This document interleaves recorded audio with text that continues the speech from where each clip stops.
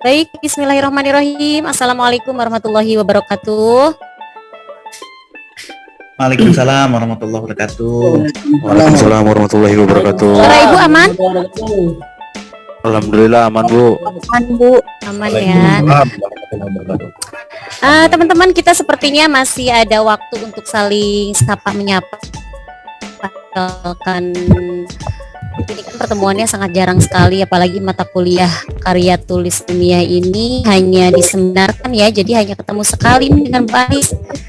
Jadi alangkah baiknya mungkin saya menyapa dulu dari yang paling jauh. Ini mana kira-kira nih yang paling jauh nih? Paling jauh dari Cikarang. Kalimantan, Bu, Kalimantan. Paling jauh dari Cikarang mana? Palembang apa Kalimantan? Saya nggak tahu jaraknya berapa kilo nih kira-kira. Kalimantan, Bu. Kalimantan tuh. Yang dari Kalimantan siapa nih? Kalimantan. Saya Coba saya Banjarnegara, hello Bu. dulu on cam. Biar wajah tampannya terlihat, wajah cantiknya juga terlihat. Coba. Halo.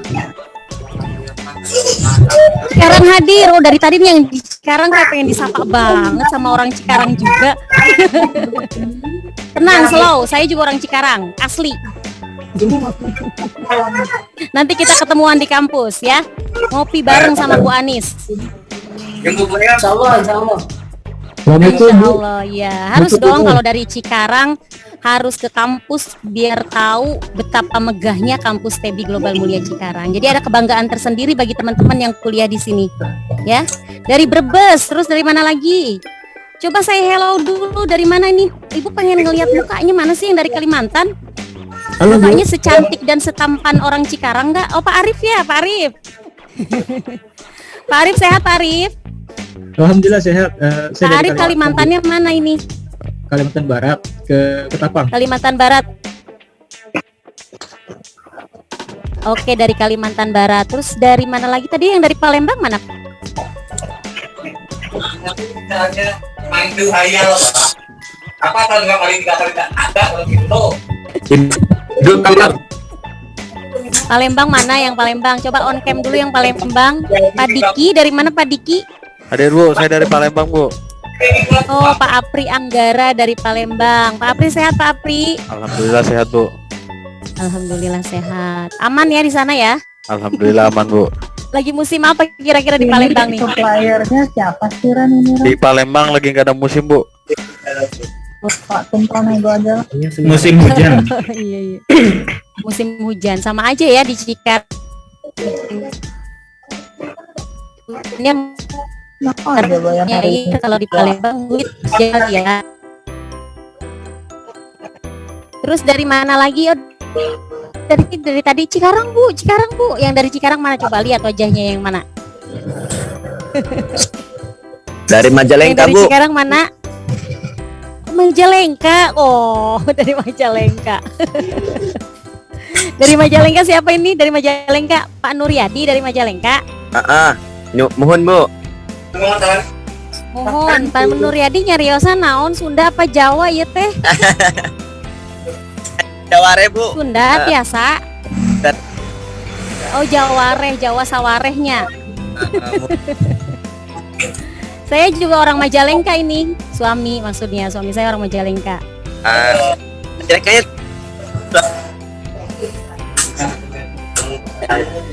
Ibu tadi orang Oke, Jawa, Majalengka. terus orang Majalengka, terus Majalengka orang aman Bekasi. ya.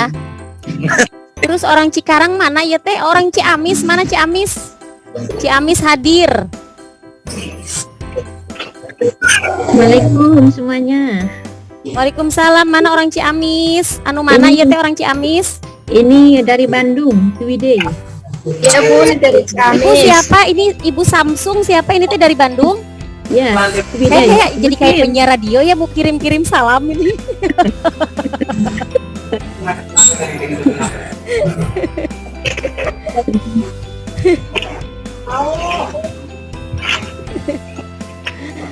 Ini udah pada kenal belum sama saya? Ih, jangan-jangan nyapa-nyapa. Belum Bu, belum kenal. Ibu Nur Azijah yang cantik teh. Main hari ini hadir. Kan udah pernah ketemu sama ibu sekali mata kuliah bahasa Arab. Masih inget nggak? Nggak ingat Bu. Masih ya? Kamu lagi perform, Bu. Iya masih Masih, dong. masih. Oh, lagi Masih, perform di masih. mana? Apa sih aku Nyanyi pakai ya? Iya betul. Kira artis ternyata cuma dosen. Saya yang tadi kesini Malaysia. Ya, begitulah. Emang nggak ada artis, jadi dosen yang ada juga di tampil-tampilin ya suruh Kamu kemana? Pindah.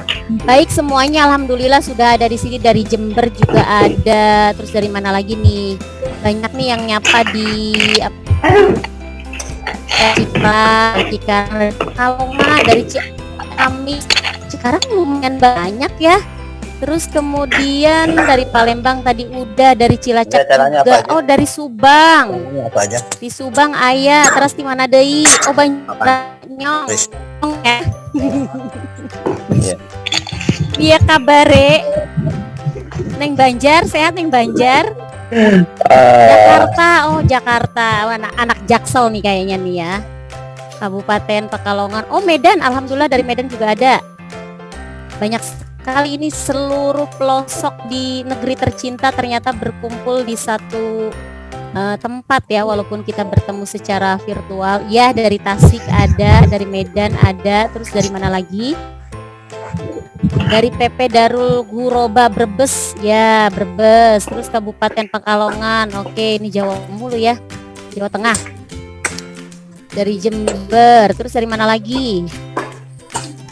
Alhamdulillah, mudah-mudahan semuanya teman-teman dalam keadaan sehat walafiat ya, semua dalam lindungan Allah Subhanahu wa taala. Kita belum bisa mulai karena masih menunggu Pak Rektor. Sebentar ya, kita sapa-sapa terlebih dahulu dari NTB Lombok. Lengkap, Ibu sama Pak Anggi diundang ya ke Lombok ya. Lampung juga ada. Pak Anggi kayaknya belum pernah ke Lombok. Pak Anggi, nanti kita promosi ke sana Pak Anggi.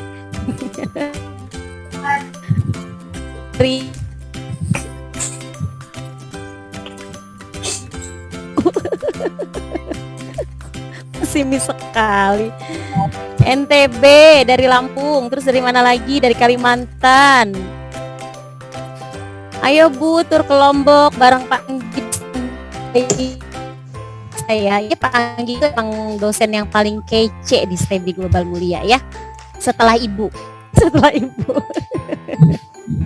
Tetap ya narsis. Jadi ini alhamdulillah dosen-dosennya saya masih relatif muda sebetulnya. Walaupun mukanya muka tua, wajah-wajah lama, tapi insya Allah pengalamannya ya insya Allah sebanding dengan teman-teman semuanya ya. Terus Bu Anis ikut dong ya, Bu Anis pasti ya. Bu Anis rombongannya biasanya banyak. Udah gitu makannya juga banyak Bu Anis. Terus siapa lagi main-main Bu di sirkuit Mandalika? Masya Allah, iya bener ya. Saya cuma bisa lihat di TV doang, belum lihat kenyataannya seperti apa. Gimana Pak Waket? Sudah bisa dimulai atau saya Kayaknya masih ada yang harus ngajakin menyapa-nyapa? saya ke Mandalika ya. Pak Ang itu katanya dosen yang sangat baik. Oh gitu. Iya, terus saya bilang katanya iya memang betul Pak Anggi, dosen yang sangat baik setelah saya. Ya memang benar. Saya nomor 2 Mas. Iya nomor 2, Bu Anis nomor 1. Oke, oh iya. Teman-teman, Ya, Pak Rektor katanya sudah ya di sini juga join? ada sih sebenarnya. Halo. Pak Oh Rektor sudah, udah masuk? alhamdulillah. Oh sudah masuk. Iya. Baik Bu, mungkin boleh kita Oke, mulai. dimulai ya. Ini langsung sama Ibu. Langsung. Oh, langsung Paket lengkap. merangkap ya, merangkap MC berarti ya. Siap. Merangkap penyiar radio juga tadi.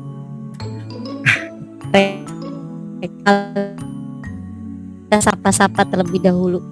Baik, kita mulai saja. Bismillahirrahmanirrahim. Assalamualaikum warahmatullahi wabarakatuh. Waalaikumsalam. warahmatullahi wabarakatuh. Alhamdulillahirabbil alamin wa bihi nasta'inu ala umuri dunya waddin. Assalatu wassalamu ala asyrofil anbiya'i wal mursalin wa ala alihi wa ashabihi ajmain ba'du. Syukur kehadirat Allah Subhanahu wa taala yang telah memberikan limpahan keberkahan kepada kita semua, sehingga pada siang menjelang sore hari ini kita masih dapat berkumpul ya, bertatap muka walaupun secara virtual, tapi nanti mudah-mudahan teman-teman yang jauh-jauh ada dari Medan, kemudian dari Kalimantan Barat, dari mana lagi ya, dari Palembang dan lain sebagainya, dari seluruh pelosok negeri kita tercinta Indonesia, bisa bersilaturahmi langsung ke kampus tercinta STEBI Global Mulia Cikarang. Mudah-mudahan semuanya senantiasa dalam lindungan Allah Subhanahu wa taala. Salawat beserta salam semoga senantiasa tercurah limpahkan kepada junjungan kita Habibana wa Nabiyana Muhammad sallallahu alaihi wasallam. Yang kami hormati Ketua STEBI Global Mulia Cikarang Bapak Dr. Denny Lesmana SPD MPDI. Selamat sore Pak Rektor. Sehat Pak Rektor, alhamdulillah ya. Alhamdulillah. Terus kemudian ada juga Pak Anggi di sini juga menyertai nih Pak Waret 1 bidang akademik dan kemahasiswaan. Pak Anggi, sehat Pak Anggi? Alhamdulillah. Sehat. Alhamdulillah ya, sehat alhamdulillah. Dan yang kami hormati tentunya para wakil ketua, Pak Wakil Rektor, Kaprodi, beserta jajaran manajemen yang mohon maaf tidak bisa kami sebutkan satu persatu untuk menyingkat waktu. Dan spesial yang kami hormati dan kami cintai pemateri kita hari ini yang cetar membahana, merah marun lagi. Selamat sore Bu Anis. Sehat Bu Selamat Anis. sore Sehat. Bu Aji, alhamdulillah sehat. Alhamdulillah Teman-teman sehat semua ya. Kok backgroundnya kayak di mana gitu ya? Ya biasa, fake. Bu Anis sebagai pemateri kita hari ini sudah bisa hadir di tengah-tengah kita semua. Pak Rektor juga sudah bisa hadir. Langsung saja kita mulai acara kita. Yang pertama yaitu pembukaan, nanti yang kedua yaitu menyanyikan lagu Indonesia Raya, kemudian menyanyikan himne STEBI Global Mulia. Yang selanjutnya adalah sambutan. Yang acara selanjutnya yaitu acara inti seminar karya tulis ilmiah. Kemudian dilanjutkan dengan sesi tanya jawab dan selanjutnya doa dan penutup. Teman-teman semuanya, kita awali pertemuan kita hari ini, seminar kita hari ini dengan melafazkan al-basmalah. Bismillahirrahmanirrahim. Untuk acara selanjutnya yaitu menyanyikan lagu Indonesia Raya. Pada hadirin dipersilahkan untuk berdiri di tempat masing-masing.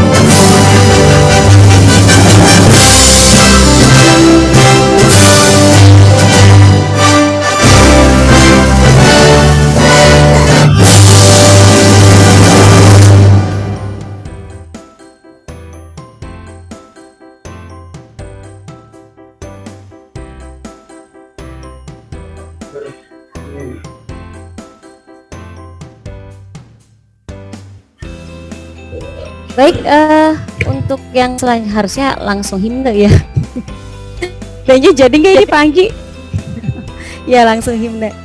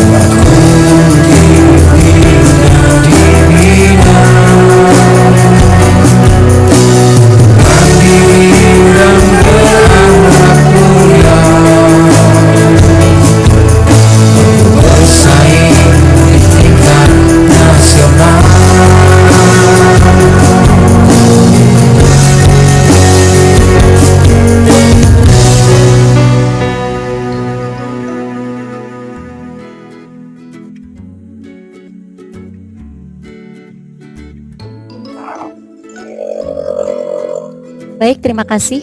Bagi yang masih berdiri silakan duduk. Baik, untuk acara selanjutnya yaitu sambutan. Sambutan akan disampaikan oleh Host TB Global Jakarta pada Bapak Dr. Denny Lesmana, SPD MPDI. Dengan segala hormat kami persilahkan. Mohon Bu Nur Azizah.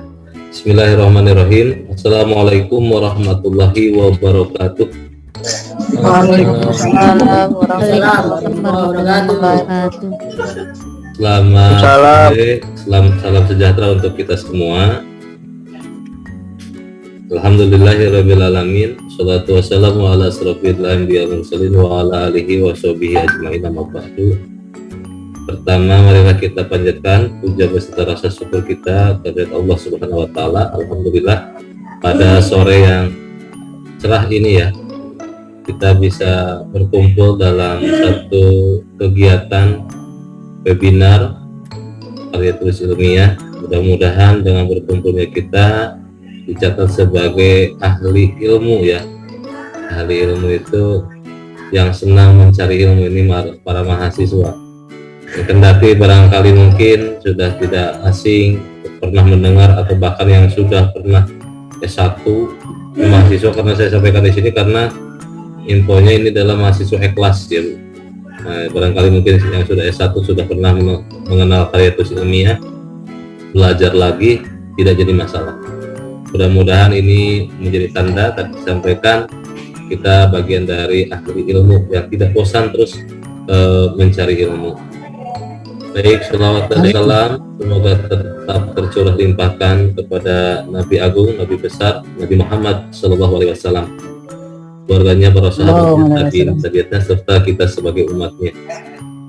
Yang saya hormati para wakil ketua, ketua prodi, ketua lembaga, juga Ibu MC, Ibu Nur juga ini sebagai ketua prodi perbankan syariah merangkap jadi MC pada sore hari ini, ditugaskan khusus mendampingi pemateri yang luar biasa. Terima kasih Ibu Anis Nurul Khairunisa, Masya Allah.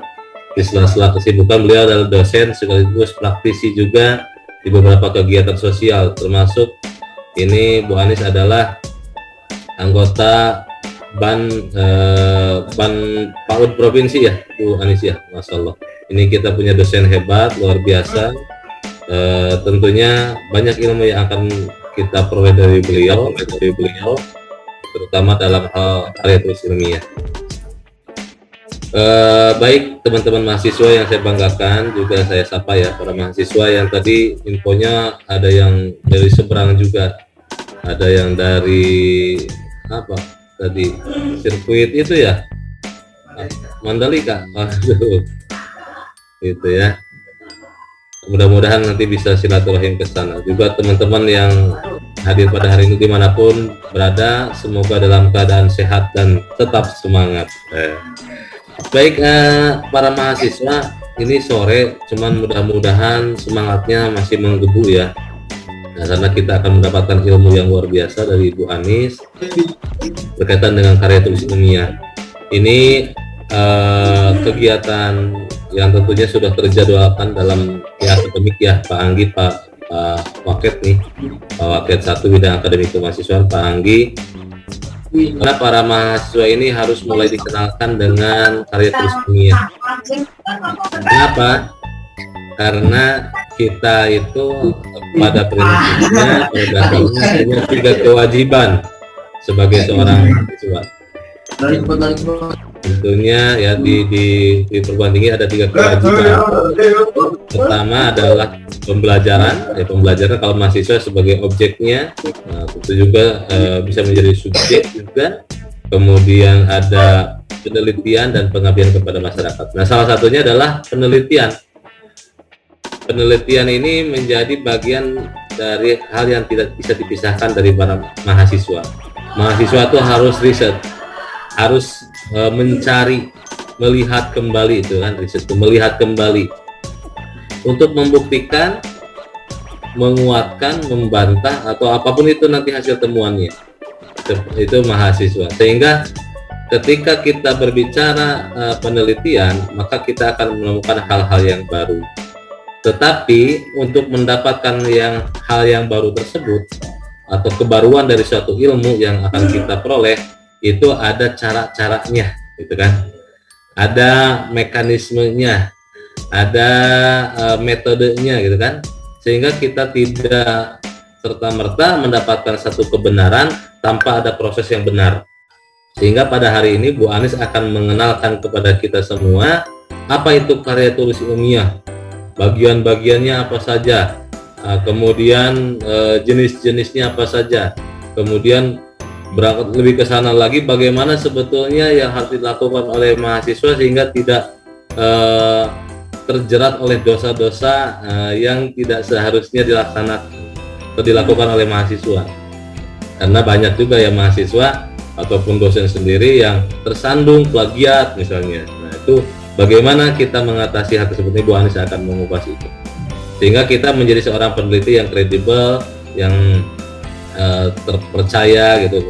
Apa yang menjadi temuan kita? Tentunya walaupun mahasiswa ini ikhlas tentunya dengan segala kesibukannya, saya berharap tetap teman-teman menjunjung yang namanya integritas ya. Integritas bagaimana teman-teman jujur dalam berkarya gitu kan, berkarya. Minimum nanti dalam hal makalah, pembuatan skripsi kan gitu, itu harus menunjukkan integritas, kejujuran bahwa kita betul-betul melaksanakan, membuat ya, jangan minta tolong ya. Minta tolong boleh, cuman substansi pemikirannya harus dari kita gitu. Itu yang kami harapkan. Mudah-mudahan dengan acara ini dilaksanakan menjadi menambah wawasan teman-teman semuanya, para mahasiswa. Bahkan sudah harus bersiap-siap nanti harus nyusun skripsi seperti apa nih. Nah, tentunya dengan segala tantangan yang ada, jarak dan sebagainya, boleh nanti kita siasati, bisa bimbingan secara online tentunya ya, yang jauh-jauh, atau mungkin sesekali boleh ke kampus aja. Ini kampus kalian ini jangan disiapa-siapakan ya. Nah, jadi datanglah ke sini seolah ini rumah kedua kalian semua. Jangan merasa canggung atau bagaimana. Ini ya suasana akademiknya harus ada, ngumpul, diskusi atau apapun itu. Baik, begitu Pak Anggi, Ibu Nur, terkait apa yang saya sampaikan. Nanti tentunya lebih detailnya ahlinya Bu Anis akan menyampaikan sampai Z-nya berkaitan dengan apa itu karya tulis ilmiah. Selamat menikmati, silahkan untuk dicatat, dirangkum, kemudian jika ada yang mau ditanyakan nanti ditanyakan saja. Ini Bu Anis siap sampai jam berapa malam Bu Anis? Enggak, nanti ya, silakan Bu Anis. Ilmunya sangat dalam, silahkan untuk dikupas saja, tanyakan saja apa yang belum dipahami oleh teman-teman semuanya. Baik, terima kasih atas kesempatannya Ibu Nur. Monggo silahkan untuk dilanjutkan. Akhirul kalam. Assalamualaikum warahmatullahi wabarakatuh. Waalaikumsalam warahmatullahi wabarakatuh. Waalaikumsalam warahmatullahi wabarakatuh. Terima kasih Pak Rektor atas sambutan dan nasihat-nasihatnya untuk kita semua. Mudah-mudahan apa yang disampaikan oleh Pak Rektor tadi juga bisa menjadi pengingat bagi kita semua ya, untuk tetap bersemangat. Baik teman-teman semuanya, kita masuk kepada acara inti, acara berikutnya yaitu penyampaian seminar karya tulis ilmiah. Namun alangkah baiknya sebelum nanti saya persilahkan pemateri kita Bu Anis Nurul Khairunis untuk menyampaikan seminar karya tulis ilmiahnya. Sepertinya kita harus membacakan CV beliau yang singkat ya. Sebetulnya CV-nya tuh penuh banget ya, sampai berhalaman-halaman gitu. Cuma katanya nggak mau disebutkan, karena kalau disebutkan semuanya ini bisa memakan waktu yang cukup lama, ini bisa sangat semalam ya Bu Anis, betul ya? Saya sebutkan singkatnya saja ya. Bu Anis Nurul Khairunisa, kelahiran Bekasi, jadi beliau ini asli orang Bekasi nih ya, Bekasi asli nih. Kodenya itu mencurigakan, nggak usah dilanjutin katanya. Oke, kelahiran Bekasi 8 Januari 1985. Udah cukup tua sih kalau dilihat dari umur, tapi wajahnya tuh imut-imut menyaingi saya sepertinya. Alamatnya di Ujung Harga Bahagia, Kecamatan Babelan, Kabupaten Bekasi. Ada orang Babelan di sini? Nah, kalau ada orang Babelan di sini, silakan nanti bisa silaturahmi ke rumah Bu Anis ya. Langsung ke sana, nggak usah repot-repot bawa teng-tengan. Bawanya jing-jingan aja. Nomor HP-nya bisa dicatat nih. Nomor HP Bu Anis 0856 94 15 2527. Saya ulang nomor HP-nya Bu Anis 0856 94 15 2527. Oke ya. Riwayat pendidikan beliau S1-nya Psikologi UIN Jakarta ya. Terus kemudian S2-nya Manajemen SDM Universitas Bayangkara. S3-nya insya Allah sebentar lagi mau bareng sama saya kayaknya. S3-nya ya Bu Anis, aman Bu Anis. Amin ya, mudah-mudahan doa teman, mudah-mudahan kita S3. Pengalamannya beliau HRD di Rumah Sakit Tiara Bekasi. Oke, ini beliau cuma nulis ini aja, padahal pengalaman beliau ini sangat banyak sekali. Ya, seperti yang saya sampaikan di awal, kalau dibuat semuanya itu kita akan memakan waktu. Jadi isinya nanti bukan karya tulis ilmiah ya seminarnya, tapi bacain CV-nya Bu Anis. Bu Anis cukup itu aja saya perkenalkan. Nanti selanjutnya mungkin ada yang japri-japri Bu Anis, nanyain nomor sepatu ataupun nomor baju gitu ya, nomor celana gitu ya. Nanti dilanjut di belakang layar aja, oke?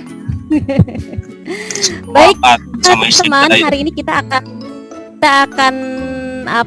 sama-sama mengikuti mendengarkan seminar karya tulis ilmiah seperti yang disampaikan oleh Pak Rektor tadi, bahwa sebetulnya salah satu tugasnya teman-teman sebagai mahasiswa itu adalah menciptakan atau sebuah karya, yaitu karya tulis ilmiah, apakah itu berupa jurnal, berupa makalah, berupa proposal dan lain sebagainya. Nanti selanjutnya Bu Anis juga akan menyebutkan jenis-jenis karya ilmiah itu sebetulnya apa aja sih. Namun kadang-kadang kan tadi disampaikan juga oleh jangan sampai ketika kita menulis karya itu ternyata hasil dari plagiat gitu. Jangan sampai seperti itu. Apalagi kan teman-teman saat ini kan banyak sekali akses yang bisa media yang bisa diakses oleh teman-teman. Nah, itu sebetulnya salah satu kemudahan teman-teman juga, tapi menjadi salah satu teman-teman juga untuk melakukan dosa-dosa tadi, termasuk plagiarisme itu ya. Nah, makanya jangan sampai ketika kita mau menghasilkan karya tulis ilmiah atau karya ilmiah, hasil kita itu ada hasil plagiarisme. Nah, hari ini akan menjelaskan konsep beserta tahapan apa saja yang harus ditempuh oleh teman-teman dalam menghasilkan sebuah karya tulis ilmiah. Aduh, kalau saya ngomong nanti malah saya jadi ngisi materinya ini. Bu Anis, saya persilakan, mangga waktunya saya berikan kepada Bu Anis sepenuhnya untuk menyampaikan seminar karya tulis ilmiah hari ini. Nanti dilanjutkan oleh sesi tanya jawab juga dari teman-teman. Kepada Bu Anis dengan segala hormat, waktu dan tempat kami persilahkan.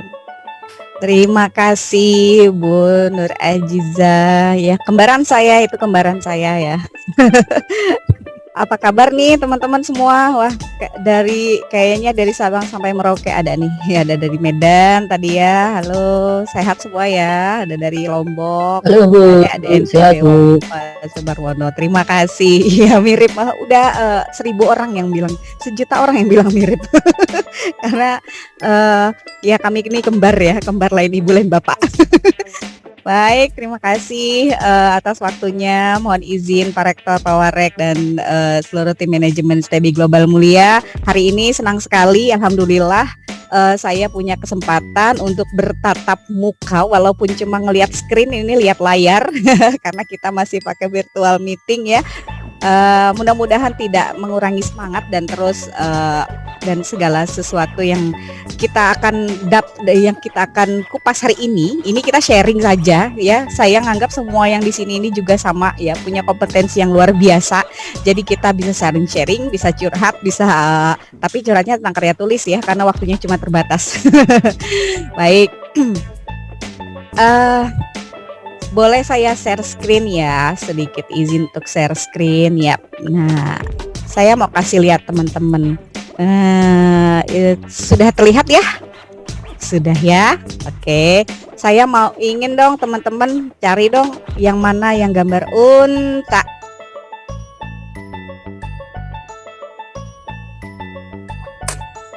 Mana gambar unta di mana?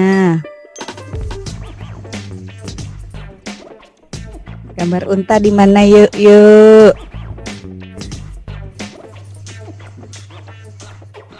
Ayo.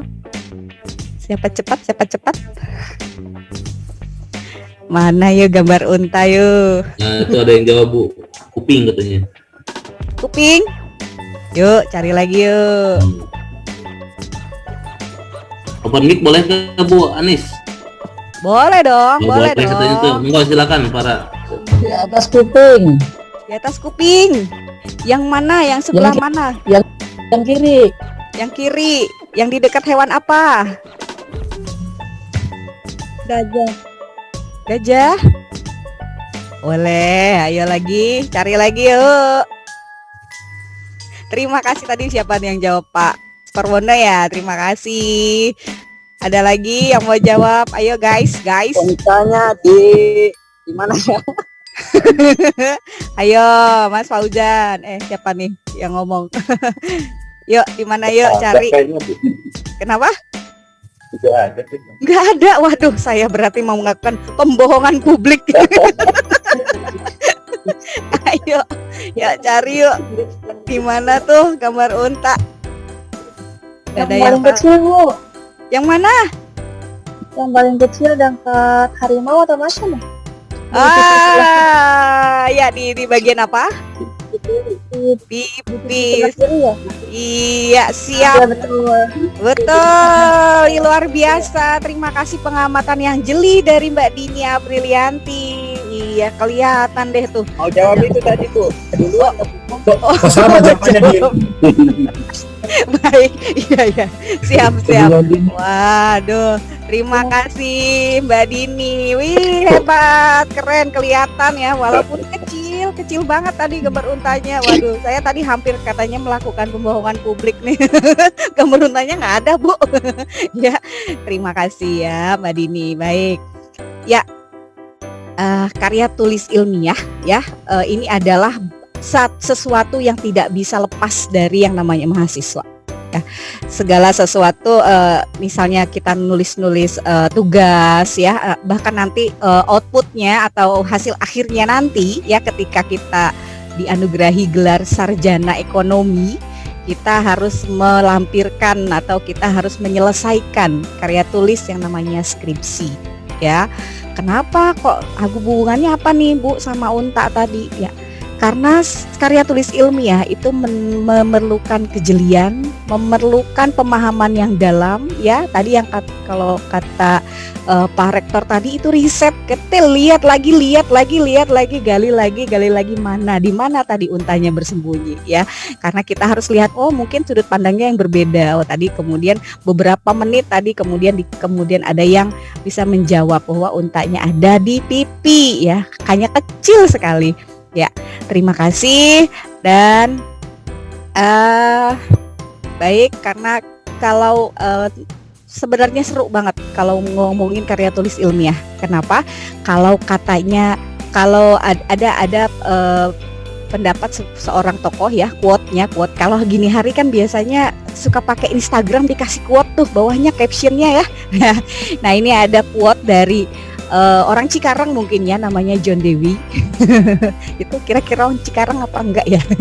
Ya, dia katanya gini, pendidikan itu bukan mempersiapkan kehidupan ya, tapi pendidikan itu adalah kehidupan itu sendiri ya. Kita sebenarnya harus sepakat nih dengan ini, karena karya tulis ilmiah itu sebenarnya hanya salah satu dari ribuan ilmu pengetahuan yang tersebar di muka bumi ya.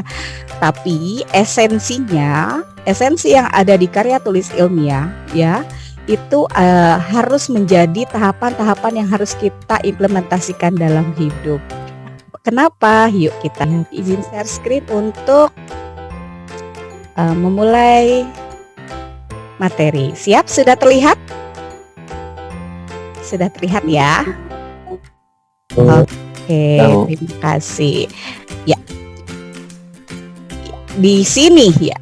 Kenapa sih kita harus menulis karya tulis ilmiah ya? Karena intinya karya tulis ilmiah adalah wahana untuk melatih ide. Teman-teman kalau punya ide tidak dituliskan, sayang karena idenya akan hilang ya.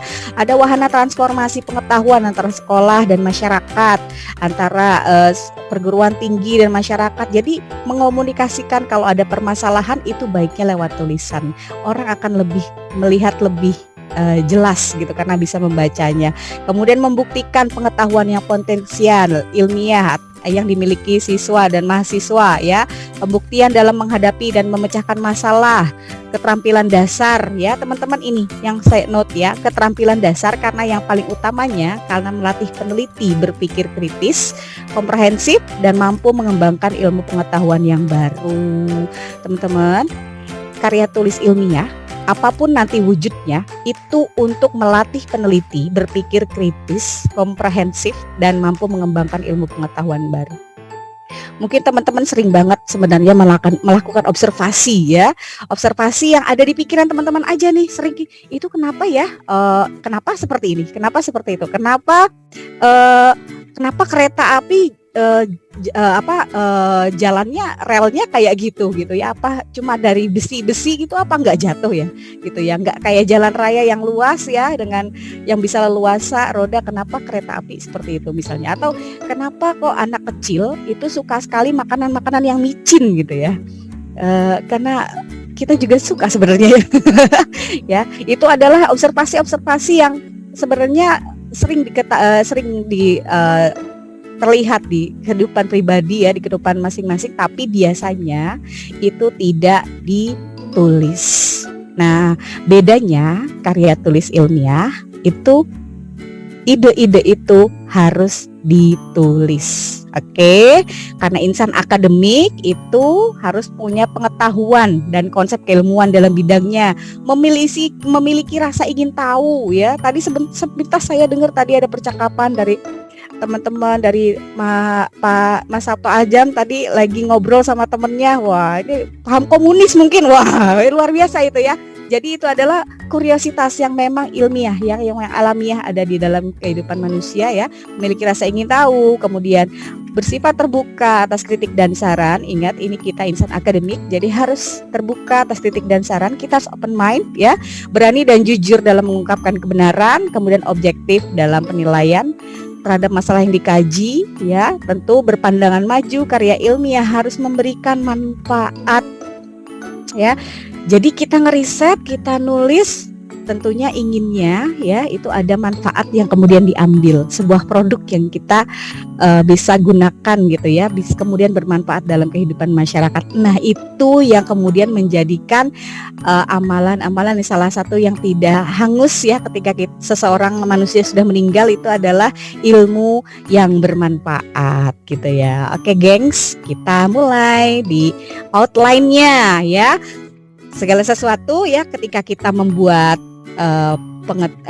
karya tulis ilmiah, kita harus membuat outline. Outline itu apa? Nanti kita kupas di dalam outline itu kerangka ya. Kerangka hari ini kita akan kupas adalah dari konsep dasarnya, kemudian tahapannya, kemudian sistematika penulisannya. Baik, kita mulai dari konsep dasarnya dulu ya. Apa sih sebenarnya karya tulis ilmiah? Ya, tulisan yang membahas ilmu pengetahuan yang disusun secara sistematis dengan menggunakan bahasa yang benar. Ya. Itu kenapa sebabnya dari TK dari TK ya, dari SD, SMP, SMA ada pelajaran bahasa Indonesia. Di kampus juga ternyata ada loh ada mata kuliah bahasa Indonesia ya. Kenapa? Karena kita harus menggunakan bahasa yang benar, bahasa yang disepakati gitu ya. Karena kita kalau ngobrol nih biasanya, nah yang sering kelihatan begini biasanya kalau kalau di misalnya manggil saya ibu ya, ibu gitu ya. Misal chat ke saya, Bu, saya mau ketemu ibu di kampus misalnya. Nah, biasanya ada di beberapa daerah yang kemudian ibu itu belakangnya pakai K, ibu. Nah, sedangkan kalau untuk di bahasa Indonesia yang benar tentu bahasanya hanya ibu, IBU gitu ya. Jadi itu harus dilatih. Kemudian ada mata kuliah bahasa Indonesia, kita harus melatih. Sebenarnya hal yang sering kita tidak sadari, ternyata itu tidak dibenarkan untuk dalam kaidah penulisan karya tulis ilmiah gitu ya. Jadi sesuatu yang sebenarnya biasa saja tapi tidak disadari dan biasanya akan terbawa ketika kita menulis. Nah, kita dibiasakan untuk menggunakan bahasa yang baik dan benar ya, yang sesuai dengan kaidah bahasa Indonesia misalnya. Nah, jadi syarat minimalnya adalah sistematis ya, sistematis Jadi harus tersusun, harus diperencanakan dengan baik, step-stepnya harus atau langkah-langkahnya harus dilalui dengan baik ya. Bahasa tulis sebagai media, tentu tadi kita sudah beberapa kali bahas bahwa bahasa tulis ya, kalau karya tulis itu adalah bahasa tulis sebagai media. Kemudian konsep ilmu pengetahuan, itu sebabnya teman-teman ini dapat mikro, dapat makro, dapat mata kuliah misalnya kelayak KS studi kelayakan bisnis misalnya, sistem ekonomi syariah misalnya, itu adalah bahan-bahan ya, konsep keilmuan yang harus dipahami karena itu sebagai dasar kita untuk menulis. Kemudian tentu saja menggunakan bahasa yang benar, teman-teman ya. Ini salah satu contoh ya, ketika teman-teman menulis, teman-teman akan melihat beberapa pandangan atau argumen dari ahli ya. Misalnya gini, misalnya dari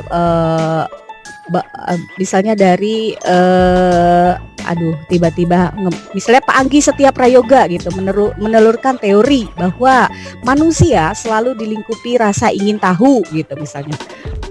Ada yang ingin tempe, ingin oncom ya, manusia selalu dilingkupi rasa ingin tahu yang besar gitu ya, kuriositas. Nah, itu adalah sebuah teori. Kemudian nanti dari misalnya dari Bu Ajizah, manusia adalah makhluk dengan kepribadian yang dibekali dengan rasa sosial ya, dengan rasa sosial, kemudian berpikir kritis gitu ya. Itu adalah teori-teori yang nanti harus dikutip untuk menjadi teori yang baru. Seperti ini karya tulis ilmiah. Ini kenapa ada definisinya, tulisan yang membahas ilmu pengetahuan yang disusun secara sistematis dengan menggunakan bahasa yang benar. Kemudian ini menjadi di syarat minimal, ini kan sama isinya, ada sistematis, ada bahasa tulis, ada konsep ilmu pengetahuan karena tadi di sini membahas ilmu pengetahuan. Di sini ada menggunakan bahasa yang benar. Di sini juga ada di definisinya dengan menggunakan bahasa yang benar. Jadi teori dalam definisi ini yang akan kemudian nanti teman-teman akan menjadi rujukannya. Sistematis, bahasa tulis, ya, konsep ilmu pengetahuan dan menggunakan bahasa yang benar. Nanti di metodologi penelitian kita akan kupas yang namanya indikator. Sekarang kita ngobrolin, saya kenalin istilahnya dulu. Nanti ada yang namanya indikator. Setiap definisi harus dituangkan dalam yang namanya indikator. Nah, yang tadi seperti tadi poin-poinnya itu namanya indikator. Oke, ini saya agak nggak kelihatan nih atasnya nih ya. Oke, cara-cara ciri-ciri karya ilmiah ya. Ini ada objektif tentu ya, karena kita tidak boleh memandang dari sudut pandang pribadi peneliti. Faktual itu berarti yang adalah hal yang dipertanggungjawabkan, hal yang sebenarnya ya. Kemudian bermetode, nah ini ya. Kalau kita mungkin banyak melakukan observasi atau penelitian-penelitian yang sering kita jumpai di kehidupan sehari-hari ya. Kenapa gajah besar, kenapa semut kecil, kenapa lampu bisa nyala gitu ya dengan terus kemudian kenapa handphone sekarang bisa terbuka hanya dengan kita screen wajah gitu ya, dan lain sebagainya. Itu mungkin adalah kekepoan kita ya, kuriositas yang menjadi bekal ya kemudian untuk membuat sebuah karya tulis ilmiah ya, bermetode ya. Nanti akan ada metode-metodenya untuk menjawab kegelisahan atau menjawab pertanyaan yang muncul ya, dan harus mengangkat hal yang sebenarnya, tidak boleh hal-hal yang kemudian hanya sekedar opini-opini sendiri gitu ya. Nanti kalau bahasanya Pak Rektor tadi bilang, ini termasuk kalau kita tidak mengangkat hal yang sebenarnya itu adalah dosa ya. Dosa dalam penelitian salah satunya adalah tidak menuliskan hal yang sebenarnya. Misalnya nanti penelitiannya ternyata tidak berpengaruh gitu, tapi kita tuliskan bagaimana caranya harus berpengaruh. Nah, itu yang tidak boleh gitu ya. Jadi harus mengangkat hal yang sebenarnya. Oke.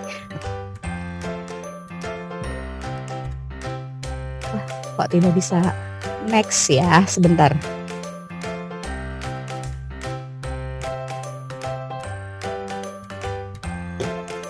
Saya coba stop share dulu, sepertinya ini apa tidak mau maju. Sebentar, kita lanjutkan.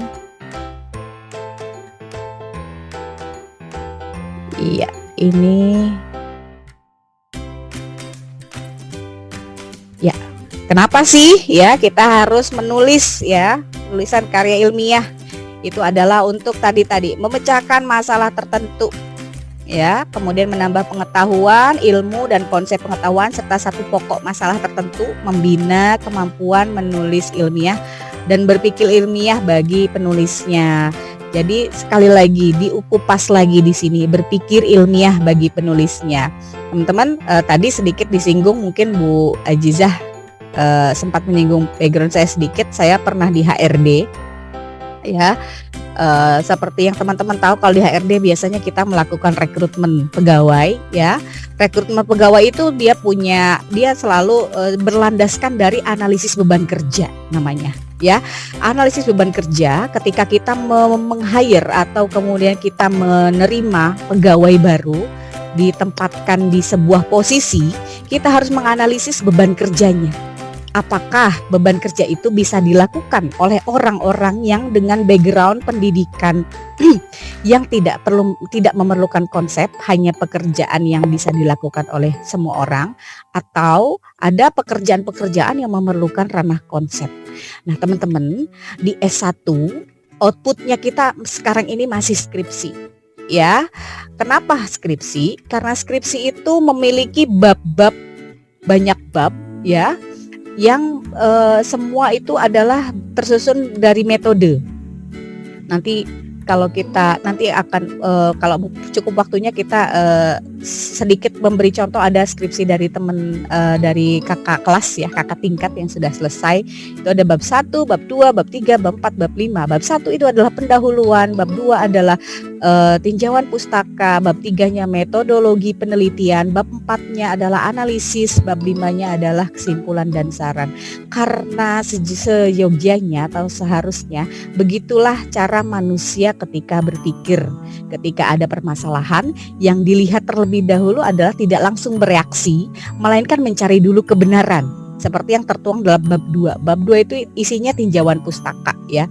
Nah, di situ teman-teman harus mencari kebenarannya nih. Kalau bisa bertanya pada orang yang lebih berpengalaman, bisa membaca buku, bisa cari di YouTube, bisa cari tutorialnya di TikTok dan lain sebagainya. Apapun itu yang kemudian menurut teman-teman ya, itu adalah sebuah teman-teman mendapat insight kebenaran dari masalah yang teman-teman hadapi gitu ya.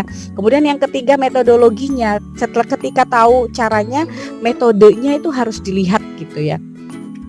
Cocok nggak dengan masalah yang teman-teman hadapi gitu ya. Nah, itu kemudian bab 4-nya, ketika saya sudah memakai cara itu, kemudian hasilnya bagaimana, itu ada di analisis. Baru kesimpulan, ketika cocok, sesuai, atau ketika tidak sesuai, atau apapun itu kita cantumkan ternyata saya tidak cocok ya pakai kemeja warna pink kotak-kotak besar-besar gitu misalnya. Nah, itu di kesimpulan. Jadi sebenarnya itu adalah cara berpikir setiap orang ya, yang tertuang dalam bentuk tulisan dalam skripsi. Dan kenapa HRD kemudian beberapa posisi itu harus diuni oleh orang-orang yang paham terhadap konsep. Teman-teman, S1 itu memang tuntutannya adalah kita paham terhadap konsep, yang padahal konsep itu sebenarnya konsep-konsep yang sederhana, hanya butuh untuk dipahami saja gitu. Oke ya. Jadi teman-teman hari ini semoga tidak merasa ini kita lagi kuliah. Teman-teman lagi ngerasa kita ini refleksi diri ya. Tapi ada outputnya ya, bahwa refleksi diri ya, penyelesaian masalahnya nanti harus dituangkan dalam penulisan dan dalam tulisan ya. Oke, yang selanjutnya adalah jenis karya tulis ilmiah. Nah, ini tadi sedikit yang saya bahas ya. Kita nanti jenis karya tulis ilmiah nanti ada makalah. Teman-teman nggak asing ya sama makalah ya. Ini sudah semester berapa? 4. 4. Wah, sudah 4 berarti biasanya sudah beberapa kali membuat makalah ya. sudah ada tugas membuat makalah ya. Ya. Jadi makalah itu membahas topik atau tema tertentu, dianalisis dengan logis berdasarkan kajian pustaka maupun penelitian di lapangan. Nah, teman-teman biasanya itu disuruh buat makalah nih, misalnya mikro ekonomi mikro gitu ya. Itu membahas bisa identifikasi UMKM di sekitar identifikasi UMKM di lingkungan sekitar misalnya, atau membuat makalah dengan tema UMKM. Nah, teman-teman bisa membaca ya semua buku-buku yang berkaitan dengan UMKM dan ikut dibahas dalam makalah ya. Makalah biasanya tidak terlalu detail ya, karena dia tidak sampai dengan metode penelitian maupun abstrak ya. Berbeda dengan laporan penelitian bisa penyajikan kegiatan penelitian telah dilaksanakan, kemudian skripsi ya, karya tulis ilmiah resmi ini biasanya syarat S1 ya.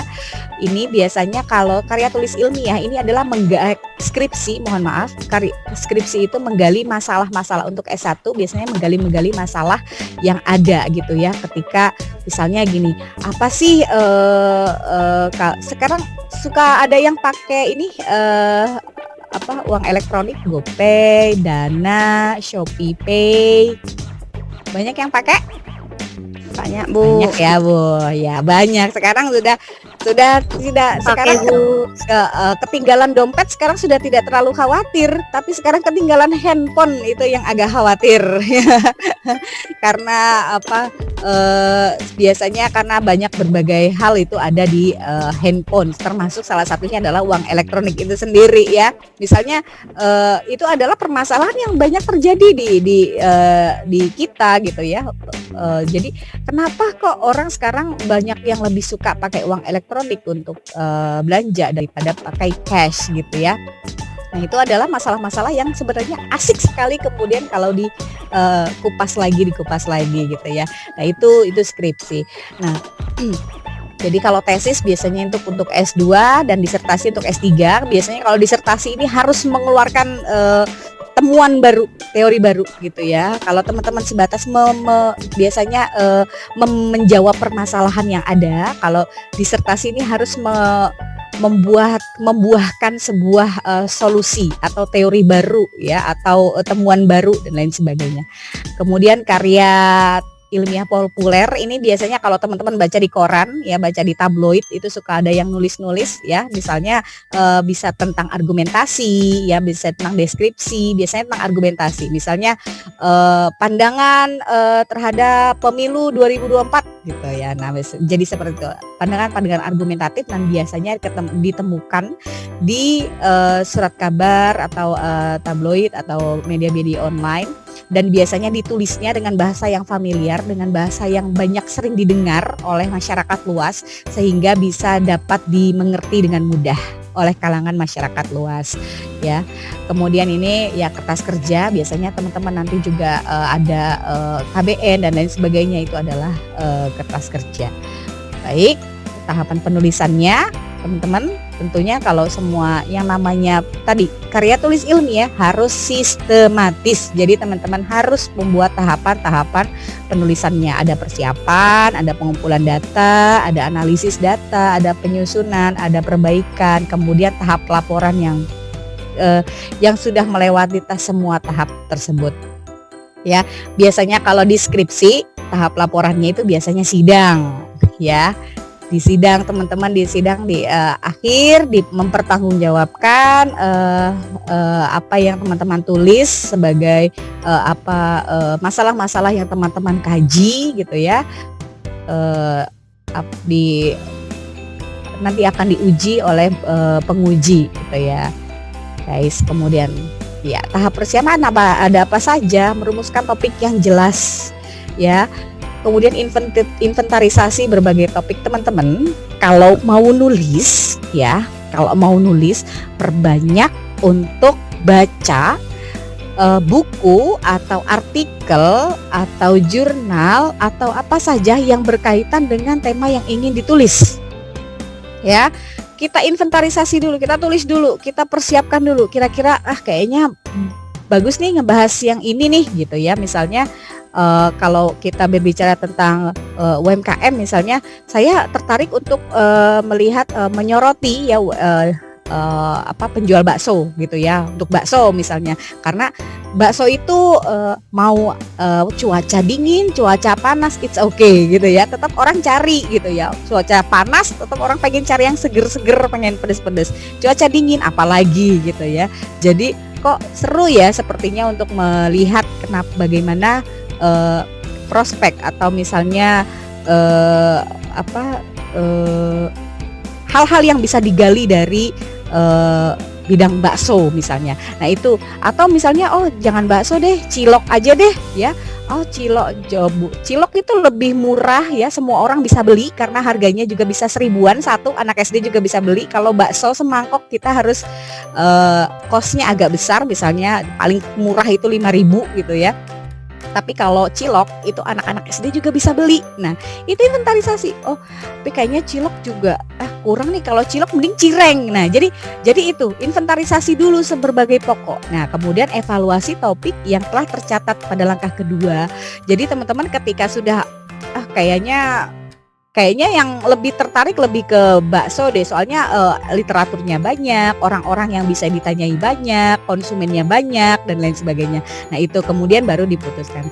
Langkah kedua dan ketiga dikerjakan berulang-ulang untuk menyusun topik-topik yang lebih rendah tingkatannya. Jadi teman-teman ketika melihat bakso, kenapa bakso itu tadi dari proses pengolahannya, atau kita lebih ke orang-orang yang menjual. Nah seperti itu.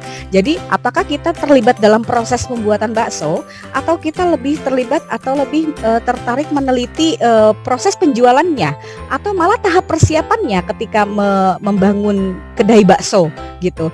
Jadi itu yang kemudian diperinci, mana sih sebenarnya yang lebih cocok dengan keilmuan kita. Saya dari ekonomi, saya dari manajemen, atau dari ekonomi, dari perbankan misalnya.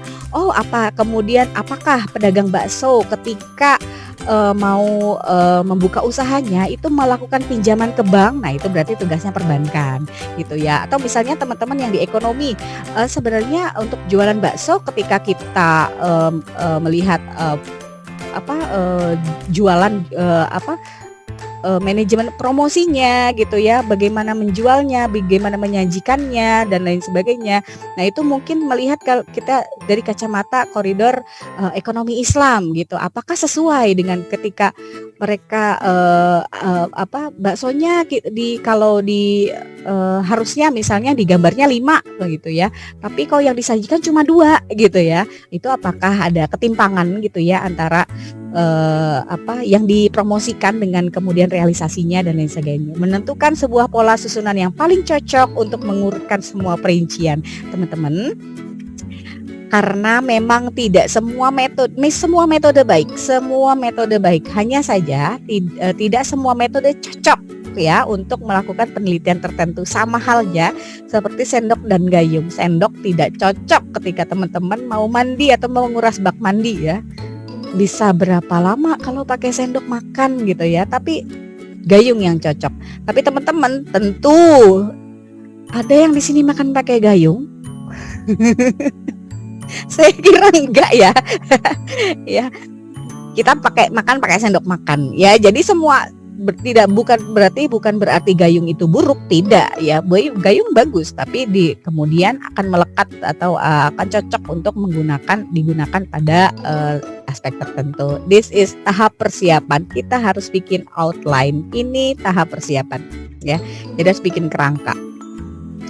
Kemudian tahap pengumpulan data. Nah, pengumpulan data dari mana saja? Ada dari studi pustaka, ya. Kemudian, ya sekali lagi, setiap slide biasanya ada penelitian dipersiapkan secara sistematis, ya. Nggak boleh penelitian itu tiba-tiba. Kalau skripsi itu kan ada bab-babnya ya. Kalau makalah ada bab tapi hanya sampai bab 3 ya.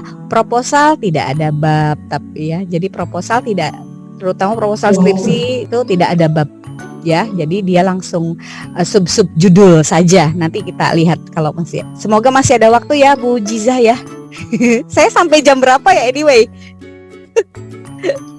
Sampai masih lama Bu Anis, masih 7 menit lagi. Ini speednya suka nanti diingetin ya kalau kelamaan. Sampai maghrib. Oh, Menarik kok. waduh. Ya, oke. Penelitian harus dipersiapkan secara sistematis. Nggak bisa teman-teman tiba-tiba pakai metode tapi nggak tahu masalah yang mau dikaji apa. Jangan sampai begini. Misalnya mau skripsi nih Bu, saya bagusnya biasanya metode yang dipakai 2. Kebanyakan kalau skripsi yang dipakai 2, metode kuantitatif atau kualitatif. Itu jangan sampai ke pembimbing tiba-tiba, Bu saya kuantitatif apa kualitatif saja ya? Gak boleh ya. Jadi semua metode betul ya, karena disesuaikan dengan masalah yang akan dikaji dan output atau hasil yang ingin dicapai. Ya, jadi penelitian harus dipersiapkan secara sistematis. Nah, dari studi pustaka itu tadi saya mendapatkan definisi karya tulis ilmiah bukan hasil wangsitnya saya, tapi saya membaca dari buku gitu ya, membaca dari literatur, itu studi pustaka. Makanya kalau di skripsi itu ada bab 1, 2, 3, 4, 5, bab 2-nya ada di studi pustaka. Isinya semua teori-teori dari ahli ya. Kalau Pak Dr. Denny kan sudah selesai S3, sudah disertasi, itu biasanya sudah ada teori yang dimunculkan dari Pak Dr. Denny. Nah, itu bisa langsung dimasukkan dalam studi pustaka untuk kalau masalahnya sesuai dengan masalah yang ingin dikaji Bapak dan Ibu gitu ya. Misalnya, nah itu ada kemudian observasi atau penyebaran angket nih Han. Ini tergantung dengan metode yang akan dipilih ya. Kalau kualitatif biasanya dia observasi ya, wawancara ya. Ini cuma melakukan wawancara dengan narasumber yang layak ya. Tapi kalau metodenya kuantitatif yang kemudian hasilnya adalah biasanya itu biasanya menyebarkan angket gitu. Oke teman-teman, mungkin harus kita pahami sama-sama ya, sumber data itu tidak hanya angka. Nanti kalau belajar SIM mungkin dikasih tahu data itu bagaimana. Data itu tidak hanya berupa angka, data bisa berupa simbol, data bisa berupa kata-kata, data bisa berupa orang, data bisa berupa kejadian-kejadian, itu adalah data. Semua itu data. Termasuk ketika kita wawancara kepada misalnya ketika kita melakukan wawancara, semua yang kita tanyakan itu adalah upaya untuk menggali data.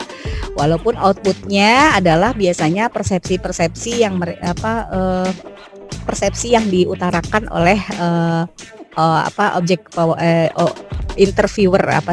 interviewee orang yang diwawancarai ya gitu ya. Oke, jadi seperti itu data. Sekali lagi data tidak selalu berisi tentang angka. Ya, tahap analisis data ini tadi kita sebutkan ya.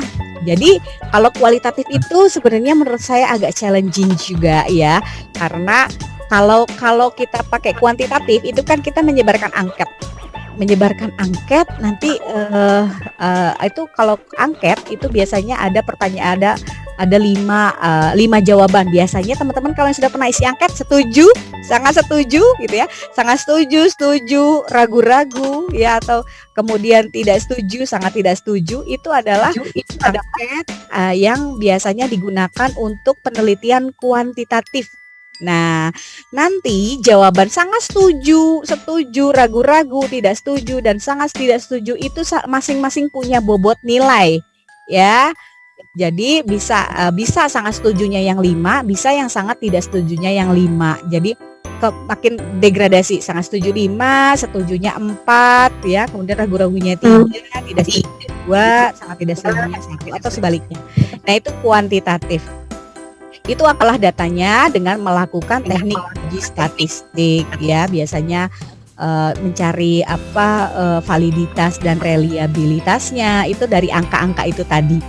Nah, berbeda dengan kualitatif, biasanya kita kemudian mencari narasumber yang cocok dengan masalah yang kita kaji atau kita teliti. Misalnya kalau kita mau meneliti tentang itu tadi, misalnya tadi penjual bakso gitu ya.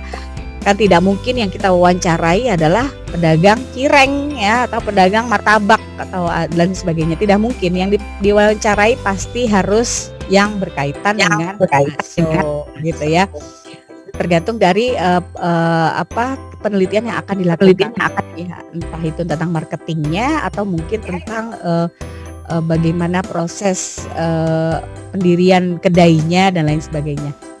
Ya, itu diidentifikasi datanya ya. Sebelumnya tadi ketika kita mau mendengarkan analisis data, tadi saya sempat singgung di atas banget tadi. Ya, saya menyebutkan istilah, mohon izin untuk saya kembali ke slide yang agak atas ya. Ya, di sini Saleh deh. Salah. Grogi liatin Bu Ajizah. Ya, tadi ini anggap aja ini adalah permasalahan yang mau teman-teman kaji ya, karya tulis ilmiah. Definisinya adalah tulisan yang membahas ilmu pengetahuan yang disusun secara sistematis dengan menggunakan bahasa yang benar. Ini adalah definisi. Nah, kemudian definisi ini harus tertuang dalam yang namanya indikator. Saya di sini nulisnya syarat minimal, tapi sebenarnya ini adalah indikator dari sebuah karya tulis ilmiah. Ya, indikatornya tadi yang ada di dalam definisi ini ada sistematis, ada bahasa tulis sebagai media, ada konsep ilmu pengetahuan dan menggunakan bahasa yang benar. Ini adalah alat atau tajinya teman-teman untuk membuat pertanyaan atau pernyataan yang teman-teman susun dalam kuesioner gitu ya. Jadi sistematis nih berarti kuesionernya isinya apa saja nih? Apakah misalnya gini, saya membuat, biasanya kalau kuesioner itu kan pernyataan ya, saya membuat karya tulis ilmiah dengan acak-acakan, setuju, tidak setuju gitu ya, sangat setuju, setuju, ragu-ragu, tidak setuju kan gitu ya. Jadi bahasa dari kajian dari sistematis ini. Begitupun yang lainnya, bahasa tulis sebagai media. Misalnya saya hanya saya akan menuliskan semua hal yang saya dengar dari pewawancara, dari yang saya wawancarai misalnya. Nah, itu setuju, tidak ragu-ragu, tidak setuju. Nah, itu adalah indikatornya. Sama tadi itu misalnya untuk kuantitatif ya. Kalau kualitatif mungkin bahasanya, pertanyaannya adalah pertanyaan wawancara kita. Misalnya yang kelihatan di sini Pak Suparwono ya. Pak Suparwono kalau menulis karya tulis ilmiah, apakah dari yang Pak Suparwono mau atau harus atau Pak Suparwono baca buku dulu. Nah, gitu. Itu adalah contoh indikator yang diturunkan dari yang kemudian menjadi pertanyaan wawancara. Itu untuk menjawab pertanyaan tentang sistematis. Oke, gitu ya. Gitu ya, guys. Mudah-mudahan walaupun singkat tapi kita tetap hangat dan nempel gitu. Apa nih nempel-nempel segala ya. Ya, jadi kita kembali ke tahap analisis data ya. Identifikasi data. Oh, kita mau indikatornya apa saja nih yang kita kemudian sesuai dengan masalah yang akan kita bahas gitu ya. Kemudian diklasifikasi dulu datanya. Pertanyaan-pertanyaan yang bisa kita lakukan untuk mewakili indikator yang kita yang ada teori yang terdapat dalam teori ya. Kemudian walaupun teman-teman kemudian jawaban dari pewawancara kan jawaban dari yang diwawancarai kan tidak mungkin yang kita mau biasanya. Nah, tetap harus teman-teman tuliskan itu sebagai data ya. Biasanya teman-teman tidak kemudian biasanya saya kalau bikin bakso dibulet-buletin aja gitu ya. Gitu. Tidak ditulis seperti itu, tapi kemudian teman-teman reframing, teman-teman ubah gitu ya dengan kalimat bahasa tulis. Biasanya pembuatan bakso kebanyakan membuat bakso sebagian besar bakso berbentuk bulat gitu ya. Jadi nggak dibulet-buletin gitu, nggak begitu tulisannya. Sebagian besar bakso dibulet-buletin, nah, aneh itu ya. Ya gitu. Jadi itu adalah kemudian analisis data. Nah, ini kemudian menjadi interpretasi data dan pembuatan kesimpulan. hal yang kita tanyakan berdasarkan dari indikator yang kita susun itu akan menghasilkan sebuah kesimpulan. Ya. Jadi kayak sebenarnya, oh ibu buat baksonya di mana, di kotak-kotak, bulat-bulat, lonjong-lonjong, oh bulat-bulat bu, ya bulat-bulat, oh itu nanya ke pedagang lain, saya juga dibulat-bulatin bu, oh saya kotak, oh saya ini gitu ya misalnya. Itu adalah interpretasi data dan kemudian jawaban-jawaban itu kemudian dianalisis kecenderungannya. Oh berarti bakso sebagian besar itu bentuknya masih bulat gitu. Jadi kecenderungan ya, bukan kemudian atau kalau misalnya teman-teman di suatu daerah ternyata di situ baksonya bentuknya segitiga ya, nggak apa-apa itu walaupun tidak sesuai dengan kebiasaan teman-teman ya, misalnya itu tetap harus dituliskan gitu bahwa bakso itu bentuknya segitiga ya, karena memang di daerah tersebut memang tidak ada bakso yang bulat tetapi segitiga bentuknya. Jadi itu yang harus diungkapkan gitu. Oke ya. Kemudian tahap penyusunan pelaporan ya, ini mengembangkan kerangka tulisan yang tadi kita sebut di persiapan. Tahap persiapannya kita buat outline, kita buat kerangka-kerangka yang kita kemudian kembangkan dengan metode yang menyajikan hasil pustaka, pengumpulan data, hasil analisis data dan kesimpulan yang diperoleh. Dan tahap pelaporan tentu karya tulis yang dilaporkan harus dapat dipertanggungjawabkan teman-teman. Salah satu yang sering banget bikin kita tergelincir itu adalah ketika kita kemudian melakukan plagiarisme. Nggak sadar tuh kita kopes ya, kita tempel, ternyata itu tidak ada proses pengolahan sama sekali oleh penulis atau peneliti. Itu tidak boleh gitu ya.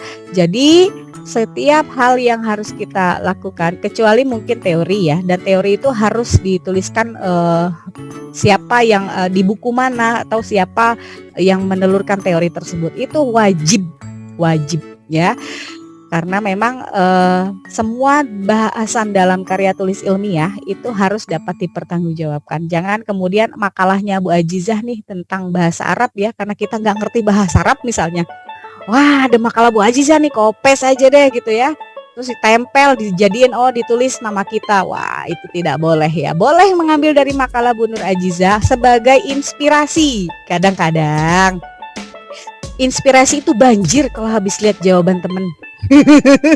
Kalau lagi ujian mungkin waktu sekolah pernah ngalamin ngeblank nih dengan nomor ini misalnya, terus ngelirik sebelah, oh temen, oh iya itu tuh maksudnya misalnya. Kalau yang belajar ya, kalau yang nggak belajar ya jadi dosa dong ya, jadi dosa lagi, itu yang kopes ya. Jadi boleh membuat inspirasi dari mendapat inspirasi dari tulisan orang lain ya, sebagai kemudian hal yang akan kita kembangkan dan kita gali lagi ya, penulisannya dan tata bahasanya, pemikirannya dan lain sebagainya. Nah, ini berkaitan dengan sistematika. Tadi kita ngomong sistematis ya, ini adalah sistematikanya. Biasanya lembar awal, bagian awal itu ada lembar judul, kata pengantar dan isi. Bagian isinya itu ada pendahuluan, pembahasan, kesimpulan dan saran. Kemudian bagian akhirnya biasanya daftar pustaka, riwayat hidup, lampiran-lampiran yang diperlukan. Kalau makalah biasanya hanya sebatas pada bab 1, 2, 3 kemudian daftar pustaka gitu ya. Jadi duanya langsung ke pokok bahasan, misalnya sudah disuruh menuliskan makalah bahasa Arab, wah saya juga langsung merapat ke Bu Ajizah kalau suruh bikin makalah bahasa Arab. Ya itu tadi, karena kita membuat sebuah makalah, kita harus tahu, kita harus menguasai ya topik atau ide yang akan kita bahas gitu. Jangan sampai kita tidak paham sebenarnya, tapi kemudian kita membuat makalah yang akhirnya ya dari paragraf 1, paragraf 2, 3 jadi nggak nyambung gitu. Jadi harus dikuasai ya. Kemudian bagaimana setiap paragraf itu menjadi sebuah bagian-bagian yang mendukung ide atau mendukung masalah yang sedang dibahas ya. Berbeda sama skripsi. Kalau skripsi dia komponennya banyak ya. Di bagian awal dia sudah ada abstrak ya juga ya. Kemudian ada segala macam ya. Kemudian pendahuluan, pembahasannya pun dia banyak ya. Bisa tadi 5 bab tersendiri ya. Oke, itu dan kemudian ini sintesisnya ya. Tadi kita sudah membahas beberapa hal tentang karya tulis ilmiah, bahwa karya tulis ilmiah itu harus sistematis. Sekali lagi, bahasannya nggak boleh tuh tiba-tiba metodologi penelitian ada di bab 1. Nggak boleh ya. Karena itu tadi kita sedikit membuat analogi ya. Kalau kita memecahkan sebuah permasalahan kan pasti ada masalahnya dulu, dan itu terkandung atau termuat dalam bab 1 ya. Kemudian ketika kita mendapatkan masalah, kita harus mencari dulu bagaimana sih kita punya TV gampang ya. Apa ya yang harus dirakit, apa ya?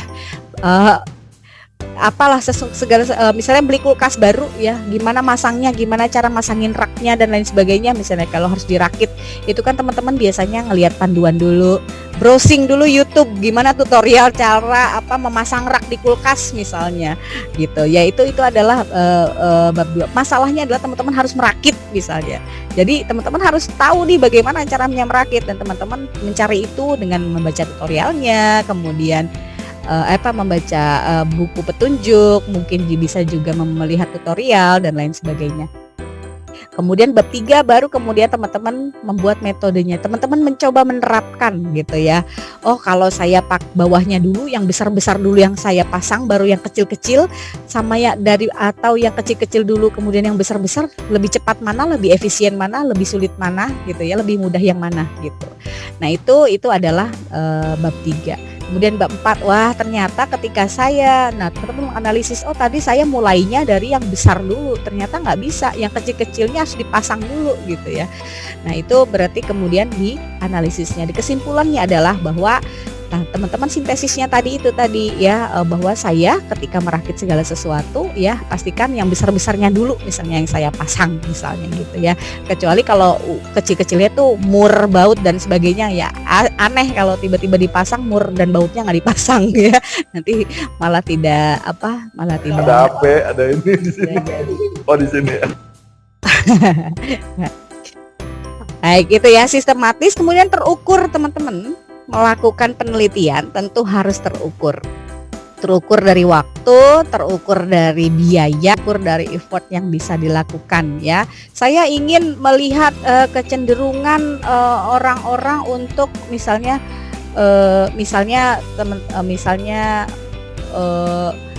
bagaimana kecenderungan orang-orang lebih suka menggunakan debit card atau uang elektronik misalnya. Kan kalau debit card kan biasanya yang di swipe itu ya, kalau kita pakai debit atau cash Kak misalnya, kalau ada yang di Alfamart ya itu. Jadi misalnya itu ya, tapi saya mau ruang lingkupnya satu Indonesia dari Sabang sampai Merauke misalnya. Wah, bagus sih, hanya saja terlalu lama ya. Teman-teman sekarang posisinya misalnya ada di Bekasi ya, ada di Cikarang ya. Teman-teman akan menyelesaikan berapa lama untuk penelitian itu gitu ya. Jadi harus yang terukur. Skupnya di mana ya? Biayanya tercapai enggak? Karena penelitian yang baik adalah penelitian yang menghasilkan atau penelitian yang selesai ya. Selesai tentu saja ada yang dihasilkan ya, dihasilkannya dengan teori baru, jawaban masalah baru dan lain sebagainya ya. Jadi harus terukur, kemudian relevan ya. Jadi kalau teman-teman melakukan penelitian tentu harus yang relevan. Misalnya jangan kalau hari gini kan sudah misalnya untuk ibu-ibu yang lansia. Biasanya kalau di daerah-daerah masih banyak lansia yang masih suka pakai kain panjang namanya jarit ya, yang biasanya buat bawahan kebaya misalnya. Fenomena gimana? Kain tapih. Oh ya boleh, mungkin namanya kain tapih ya. Kalau saya pernah ingatnya jarik atau jarit gitu ya, yang kain panjang. Ya, tapi kemudian dilakukan penelitiannya di Bekasi atau di Cikarang, yang kebanyakan lansia pun biasanya pakainya daster. Jadi tidak relevan ya. Jadi yang seperti itu mungkin akan banyak orang yang bisa dijadikan objek penelitian, tapi mungkin di daerah-daerah yang memang masih memegang kaum lansia atau kaum ibunya masih banyak yang sering pakai gitu ya kain panjang gitu. Kalau untuk yang daerah kayak Bekasi, Jakarta, kebanyakan lansia sudah pakai daster untuk dipakai sehari-hari gitu ya. Dan tentunya karya tulis ilmiah harus yang bermanfaat. Jadi teman-teman, sekali lagi, kita education atau pendidikan itu bukan mempersiapkan kita untuk hidup, tapi pendidikan itu adalah hidup itu sendiri. Kalau kita melakukan segala sesuatunya dengan effort yang bagus ya, dengan upaya yang bagus, upaya yang maksimal, dengan kita persiapkan dengan baik, mudah-mudahan hasilnya pun menjadi bermanfaat. Dan itu ya, ketika misalnya kita menulis karya tulis ilmiah ya, teman-teman menulisnya dengan kaidah-kaidah yang benar gitu ya, dengan susunan-susunan atau dengan tahapan-tahapan yang benar. Ketika ada orang lain yang terinspirasi dengan skripsinya teman-teman atau karya tulisnya teman-teman, kemudian menjadikan karya tulis ilmiah teman-teman itu sebagai dasar inspirasinya yang dia pakai, itu akan menjadi luar biasa manfaatnya yang akan terus dipakai oleh orang lain. Itu teman-teman lagi tidur, teman-teman lagi ketawa, lagi bercanda sama temannya, tetap dapat ngalir pahala dari manfaat karya tulisnya. Karena itu biasanya kalau yang bersifat tulisan itu bisa lebih abadi gitu daripada yang hanya didengar gitu. Oke teman-teman, terima kasih banyak, terima kasih ketabahannya mendengarkan slide demi slide. Kita kasih lagi ke Ibu Moderator yang kece ya untuk sesi tanya jawab. Terima kasih. Terima kasih Bu. Terima kasih Bu Ayu. Sama-sama. Terima kasih Bu.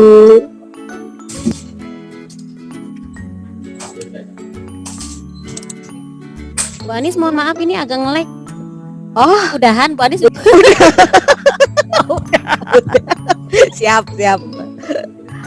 Nggak tahu ini sinyalnya yang nge-lag, nggak tahu.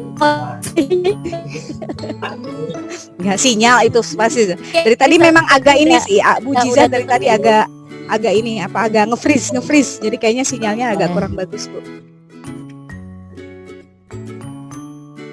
Baik Pak Anis, terima kasih atas sharingnya hari ini. Mudah-mudahan semua dipahami oleh teman-teman, insya Allah ya. Sebetulnya mungkin ilmiah itu langsung praktek. Tapi nanti teman-teman sebetulnya ketika pembuatan, ada tugas pembuatan makalah dari dosen. Nah itu adalah salah satu salah satu karya kalian gitu ya. Karya kalian yang sebetulnya sudah teman-teman gitu. Jadi dari mulai makalah, pembuatan makalah, mungkin sering juga nih di kepanitiaan membuat proposal gitu ya. Terus lagi nanti mungkin pada tugas akhir, paling tidak ketika teman-teman sudah mengikuti mata kuliah atau seminar, webinar mata kuliah karya tulis ilmiah ini, kalian punya bayangan, teman-teman punya bayangan, punya bekal referensi seperti itu ya, untuk nanti bekal untuk skripsi gitu ya. Karena mungkin tugas akhir itu nanti teman-teman pasti harus membuat skripsi, walaupun mungkin bimbingannya secara online. Kalau yang di Cikarang mah jangan online lah, nanti bisa nemuin Bu Anis atau Bu Ajija, Pak Rektor gitu ya, untuk bimbingan ke kampus langsung. Kalau yang di luar kota ataupun di luar Jawa ya, di luar Jawa ataupun yang jauh-jauh dari Jawa Tengah, Jawa Timur, itu bisa secara online seperti itu ya. Bu Jiza, punten, saya mau ngasih lupa, saya mau ngasih contoh skripsi yang ada di skripsi. Ngasih contoh ini ya. Iya. Baik. Boleh dikasih kesempatan lagi ya? Boleh. Oke, saya lupa tadi. Terima kasih Bu Ajiza. Baik teman-teman, tadi kelupaan ya. Saya tadi sempat beberapa kali nyinggung kan ya, akan contoh-contoh mungkin skripsi yang sudah pernah ada di STEBI Global Mulia ya. Ini sebentar, saya mungkin ke proposalnya dulu. Sebentar ya.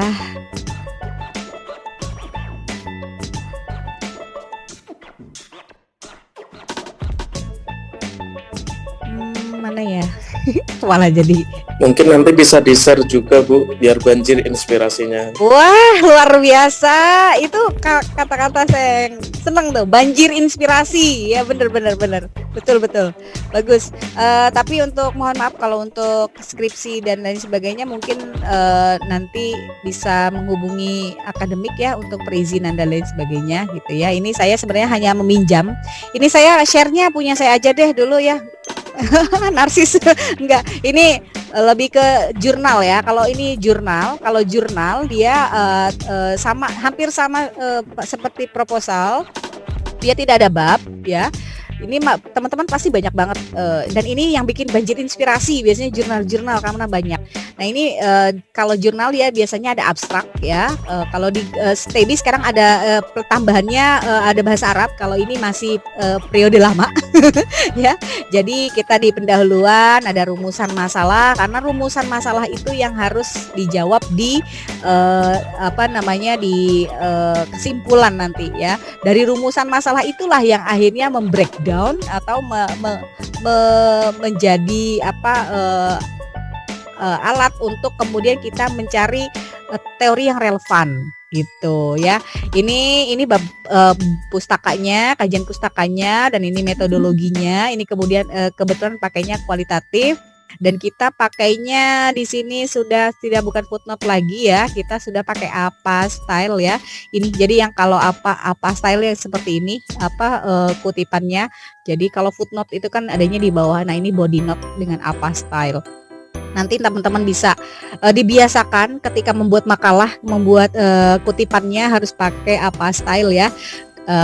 Biar sekali lagi ini hanya untuk menjadikan kita lebih terbiasa lagi dengan kaidah penulisan yang benar gitu ya. Ini mungkin populasi sampling, kemudian analisis datanya kita pakai reduksi ya, pakai tentu karena kalau tadi yang kita bilang klasifikasi dan lain sebagainya, nah itu adalah tahap reduksi data. Jadi data-data yang tidak diperlukan tidak perlu dimasukkan ya. Jadi mungkin ini sedikit untuk jurnal tidak pakai bab. Kalau skripsi itu dia pakai bab, yang proposal juga tidak pakai bab, sama seperti hanya saja untuk proposal dia belum masuk abstrak, karena abstrak harus membuat di dalamnya abstrak itu harus gambaran mini dari penelitian yang kita lakukan, termasuk di dalamnya adalah hasil penelitian yang dilakukan. Begitu mungkin saya tadi mau share yang proposalnya, tapi sepertinya dicari dulu. Terima kasih. Terima kasih Bu. Baik Bu Anis.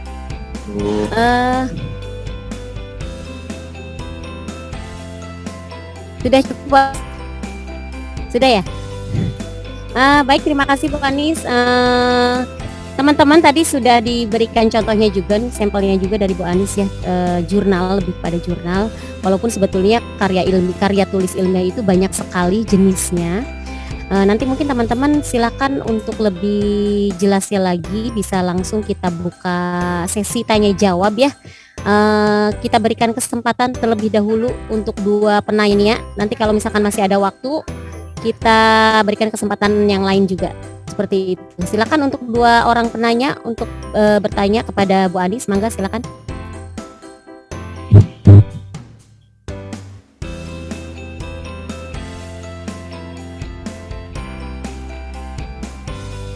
Mangga silakan, ada yang mau bertanya. Sudah raise hand tuh sepertinya. Ada tuh Pak Sabto Azam. Pak Sabto Azam, mangga di on cam dulu.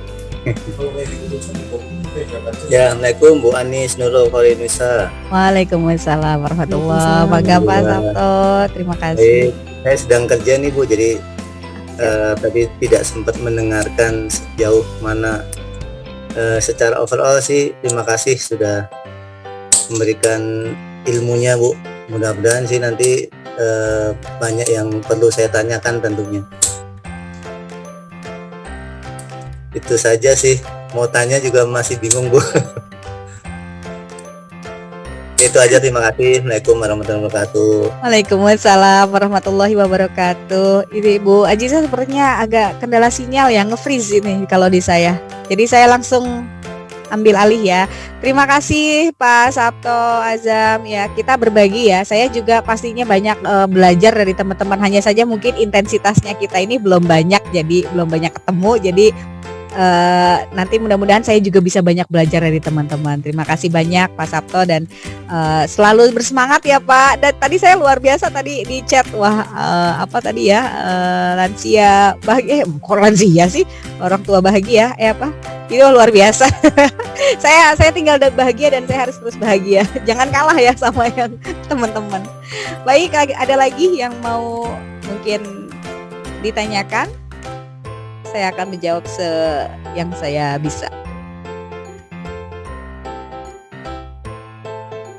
Oh, boleh Pak Dwi Krisnandi, dipersilakan. Izin Bu, sebelumnya terima kasih, materinya luar biasa ya Bu ya, sangat menginspirasi. Di awal dari pembukaan dari Pak Rektor sudah membahas terkait dosa plagiasi ya Bu ya. Nah mungkin Ibu bisa memberikan tips untuk kita sitasi dari karya orang seperti apa agar tidak plagiasi gitu, karena kan ada minimal plagiasi biasanya ya. Nah mungkin bisa tipsnya Bu, terima kasih. Luar biasa Pak Dwi, terima kasih. Ini apa tuh, kalau ada yang bertanya itu kita jadi ada inspirasi baru dan mungkin ada tambahan pengayaan yang bisa kita sampaikan. Terima kasih. Ya, sitasi betul, untuk plagiasi memang ada tidak boleh terlalu banyak ya. Paling 20% itu udah banyak banget gitu. Jadi kalau bisa di bawah itu gitu ya. Dan karena akan masuk di kalau di aplikasi itu masuk si plagiasi, kadarnya kelihatan gitu. Nah, kalau untuk sitasi betul, sekali lagi kita memang ketika menulis atau apapun itu kita memang harus membaca dari judul-judul atau dari masalah-masalah yang relevan, yang sama dengan masalah-masalah yang akan kita kaji. Jadi sitasinya kita itu akan lebih berbobot karena ada pengayaan dari apa namanya, kalau sitasi untuk studi pustaka sih nggak apa-apa ya kan, yang penting harus kita cantumkan kita dari mana gitu ya, ngambil bahan sumbernya, dan malah kita mendorong itu orang-orang yang menulis untuk lebih semangat lagi karena kita melakukan sitasi terhadap tulisannya. Tapi untuk pengembangannya, untuk pengayaannya itu yang harus kita baca dari berbagai macam sumber agar komentarnya kita atau tulisannya kita untuk menanggapi, untuk memperkaya teori yang kita sitasi itu lebih berbobot gitu. Jadi mungkin dari mana, nah itu jangan lupa untuk melakukan sintesis di akhir. Jadi tidak hanya kita melakukan sitasi tapi tidak ada sintesisnya, tidak ada kemudian konklusi atau hal baru yang kita tawarkan. Misalnya saya ngambil dari teorinya Bu Jizah, dari artikelnya Bu Jizah, dari artikel saya, dari artikel Pak Denny, dari artikel Pak Dwi gitu, tapi kemudian sudah mengambang begitu saja langsung ke subjudul yang berikutnya. Nah itu yang tidak bagus. Jadi harus dibuat sintesisnya atau ringkasannya gitu, dari apa sih sebenarnya yang dimau dari tinjauan pustaka yang kita lakukan gitu. Jadi memang harus banyak baca untuk yang relevan untuk kemudian memperkaya tulisan yang kita tulis gitu Pak Dwi. Mohon maaf kalau belum dan harus tidak boleh puas karena harus terus belajar. Terima kasih. Sampai sore Bu Adis. Sore Pak Arif, mangga. Boleh bertanya? Oke, satu terakhir ya. Bu Ajizah. Terakhir ya Pak Arif ya. Siap. Silakan Pak Arif. Ya, assalamualaikum warahmatullahi wabarakatuh. Waalaikumsalam warahmatullahi wabarakatuh. Ya, terima kasih waktunya Bu Anis dan Bu Opa dan teman-teman. Sedikit saya mau bertanya nih, menyambungkan tadi yang rekan kita tadi bertanya juga. Jadi buat kita kan memang masih awal kan, artinya juga kita butuh satu pemahaman untuk bagaimana persiapan ke depan. Jadi satu karya ilmiah ini itu tadi Ibu ada sampaikan terkait yang relevan di dalam kehidupan kita. Jadi apakah kita melihat dari sisi, katakanlah kalau saya kan bekerja di lingkungan perusahaan, kita bisa melihat kegelisahan-kegelisahan atau problem yang ada kita lihat di sekitar kita, itu juga bisa menjadi salah satu karya ilmiah kita yang akan kita coba dalami di sana sebelum kita mengambil satu karya. Apakah seperti itu Bu, atau ada hal lain yang perlu kita harus lebih dalam lagi untuk lihat itu? Oke, baik. Izin ya Bu Jiza, saya langsung jawab ya. Baik, terima kasih Pak Arif, Mas Arif atau Kak Arif ini ya. Terima kasih, pertanyaannya luar biasa ya, relevan, betul. Yang pertama relevan dalam segi keilmuan ya dari kita. Kalau teman-teman di ekonomi atau perbankan syariah, tentu masalah-masalah yang kita kaji, kalau untuk karya tulis ilmiah kita kalau bisa relevan dengan konsep pengetahuan yang kita miliki gitu ya. Kemudian relevan dengan masalah-masalah yang memang ada, dan kegelisahan ngelihat di sekitar itu memang bekal yang luar biasa Pak Arif. Jadi kalau tadi saya menyontohkan bakso ya, pedagang bakso itu kan yang bisa dikaji sebenarnya banyak sekali. Dari baksonya, konten gizinya, nah itu berarti punya anak gizi ya. Dari konten kemudian segi bangunannya dan itu punya keilmuan sipil gitu ya. Kemudian dari segi penjualan, promosi dan lainnya, nah itu mungkin bahasan ekonomi gitu ya. Dari segi permodalan dan lain sebagainya yang melibatkan jasa perbankan, nah itu mungkin kajiannya anak-anak perbankan. Jadi satu hal yang kita perhatikan, yang kita observasi dan kegelisahan itu yang ingin kita angkat, itu bisa kita ambil yang mana yang paling relevan dengan keilmuan yang kita miliki gitu ya. Dan kemudian masalah itu memang terjadi di banyak tempat misalnya, yang itu bisa menjadi jawaban bagi banyak orang. Begitu Pak Arif. Terima kasih. Baik Bu, terima kasih banyak. Baik Bu Anis, Pak Arif, Pak Sabto dan Pak Dwi, terima kasih tadi ya Bu Anis atas jawabannya juga. Mohon maaf ini saya dari tadi kayaknya keluar masuk terus sinyalnya, timbul tenggelam, jadi saya tidak menyimak jawaban Bu Anis secara sempurna seperti apa. Oke. Baik, karena waktu sudah menunjukkan pukul 5:30 ya, sudah sangat sore, mungkin di beberapa daerah sudah maghrib juga mungkin ya. Sepertinya sebetulnya sangat sekali pertemuan kita hari ini gitu ya, dan masih banyak sekali yang harus dibahas. Tapi nanti seiring berjalannya waktu mungkin teman-teman juga akan akan menemukan kembali gitu ya, atau bisa mencari referensi-referensi lain secara mandiri gitu kan, tidak hanya di seminar kali ini. Nanti teman-teman juga bisa baca-baca kembali. Kita banyak sekali media-media yang bisa kita jadinya online ya. Kalau online itu justru harus lebih semangat gitu ya, belajarnya harus lebih memaksimalkan media yang ada begitu. Apakah bisa searching di internet, kemudian mengupgrade pengetahuan dari seminar-seminar yang lainnya seperti itu. Nah, mudah-mudahan apa yang tadi disampaikan oleh Bu Ani insya Allah sangat bermanfaat bagi kita semua, dan nanti di lain kesempatan mudah-mudahan bisa bertemu kembali ya. Yang orang Cikarang ditunggu untuk merapat ke kampus Tebi. Iya, harus merapat ke tahu. kampus dong. Oh, ternyata memang Tebi itu ya, ternyata memang Tebi itu ada dosennya. Oh, ada Bu Anis gitu. Jadi Bu Anis ini bukan dosen jadi-jadian ya Bu Anis ya. Ternyata memang ada. Ada dong. Ada Bu Ajija, ada Pak Anggi. Nanti teman-teman silakan bisa bertemu dengan kami di kampus Tebi Global Mulia. Dan mudah-mudahan juga nih nanti kita bisa silaturahmi ke Lombok, ke Lampung, ke Pekalongan, kemana lagi, ke Palembang ya. Baik teman-teman,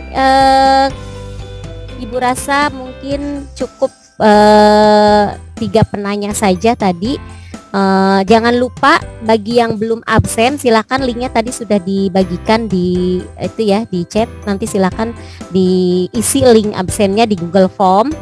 Terus kemudian setelah ini jangan keluar dulu ya, kita tutup dulu, kemudian kita foto bersama terlebih dahulu. Oke? Ketika foto bersama coba di on cam semuanya ya, di on cam dulu semuanya. Baik, terima kasih atas kesempatannya hari ini. Mohon maaf Ibu lagi kredit banget nih di rumah, lagi agak-agak banyak tamu juga, tapi mudah-mudahan tidak mengurangi rasa semangat kita semuanya. Insya Allah nanti di lain kesempatan kita bisa bertemu kembali. Mohon maaf dari saya, insya Allah pasti banyak sekali kesalahan-kesalahan. Dan terima kasih atas kesempatannya hari ini. Bu Anis juga terima kasih, Pak Anggi terima kasih, Pak Rektor terima kasih semuanya, teman-teman semuanya terima kasih. Dari saya cukup sekian. Assalamualaikum warahmatullahi wabarakatuh. Sudah on game semua? Kita mau apa Bu Ayu? Ya, dari kita saya, sudah Bu. foto bersama. Silakan pakai. Oke Bu Ayu silakan dipandu. Itu kan karena kan menjaga. Ibu, Bapak, ada 5 slide. Bisa tahan ya, baik. Gimana Mbak Ayu? Ini ada 5 slide Bu. Jadi, Oh iya, oke. kali aja gede ya, banyak banget slide-nya soalnya. Baik, saya mulai ya. Siap. 1, 2,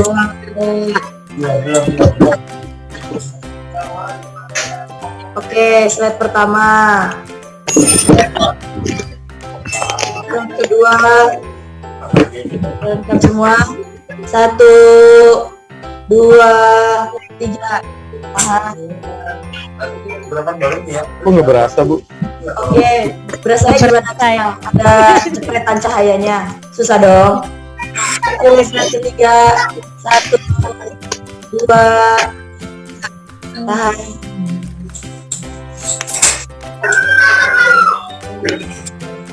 Slide keempat.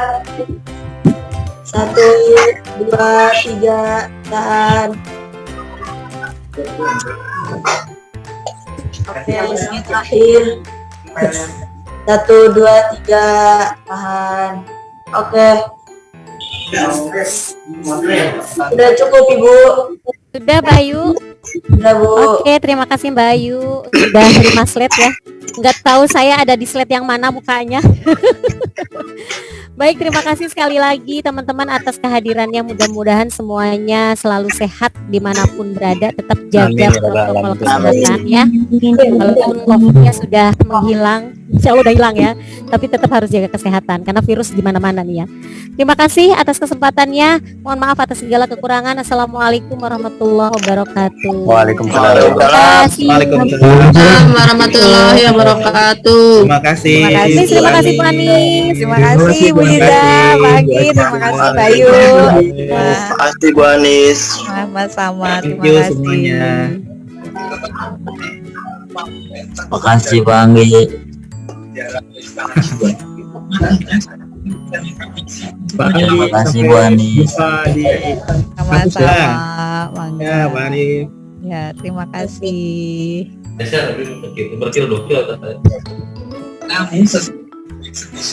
Tiba-tiba Mama mengumumkan bahwa kita sudah Bu Anis. Terima kasih sama-sama. Terima kasih Bu Anis, izin lab ya. Sama-sama, Semoga sehat silakan. selalu. Amin. Terima kasih doa yang sama Pak Apri. Ya, astagfirullahaladzim yang masih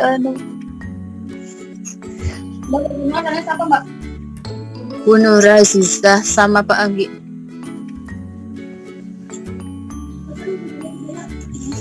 Monggo.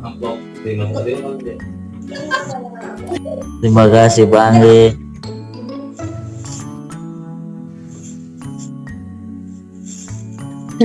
Assalamualaikum semuanya, izin live ya. Salam, mangga, Mbak. Terima kasih. Terima kasih Bu Anis. Sama-sama Pak Andang. Wah, masih pada di kampus Pak Anggi. Masih rame ya. Terima kasih ya, saya izin live ya.